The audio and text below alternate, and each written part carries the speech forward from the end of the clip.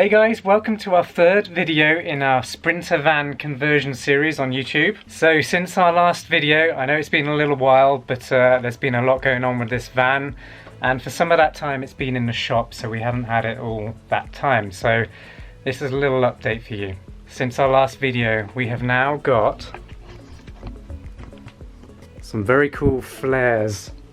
These flares are from Flarespace, and basically what they do is they give us extra inches on either side so that we can sleep sideways, and sleeping sideways gives us more room in the cabin to effectively live and have our kitchen and all other sorts of things installed there.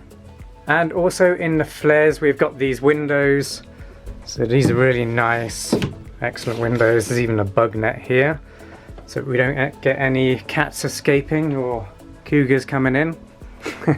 Stuff like that.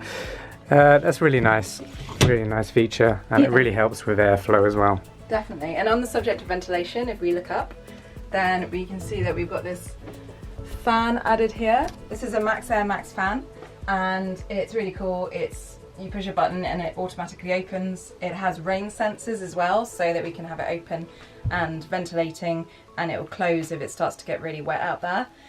That combined with the windows is going to provide a really nice airflow, because the fan can suck hot air out and therefore suck cooler air in from outside. Go on then, give us a demonstration.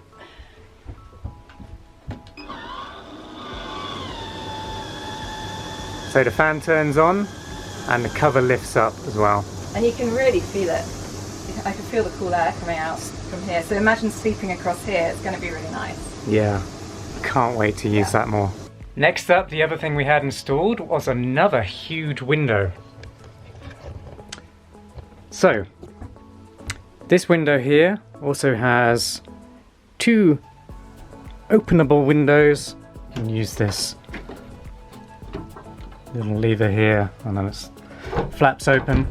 So this area is going to be our kitchen, so it's really important that we've got ventilation here and good light as well. That was one of our requirements, that we wanted this van to be super light and have a really nice tiny home feel. And because it is a small space, it's a 144 van, having extra light in here is going to make it feel much bigger too. Okay, and then the next thing that the shop Esplory did for us is installed a diesel powered heater. So do you want to show everyone where that is? Yes, go for it. Ta-da! It's neatly stored away underneath the passenger seat, so the heat comes out of here.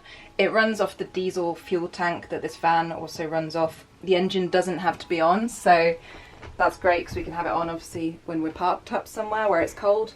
This is the controller for the heater, which has a thermostat on it, so we can choose the level that we want the heater to kick in at.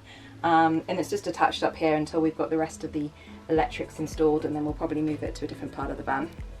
Okay, so the last thing that we had done by Esplory is have a bed from Flarespace installed. It's a relatively new product from Flarespace, and we wanted this one because it is designed specifically for use with these flares, so it's the most minimal and really tidy way of doing this bed. But we don't have a platform at the moment because we've been working on the sound dampening, which is this stuff. It's material that you can see from Kilmat. I'll go over that a little more in detail in a bit. We'll show you the rest of the bed properly in a future video once it's fully installed.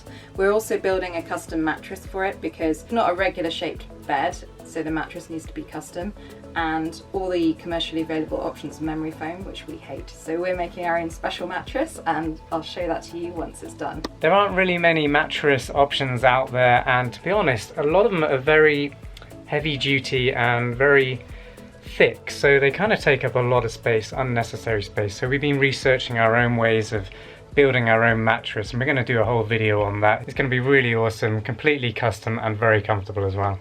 So there are a couple of other things that we've been working on inside the van, which are very important. That's the insulation and sound dampening. So before we can put any wood flooring in here, we've been putting this sound dampening material from Kilmat in.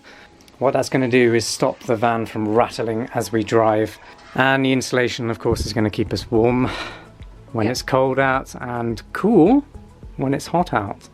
So quickly show you what materials we've used. So this is stuff that we got on Amazon, and I'll pop a link below. Kilmat sound dampening.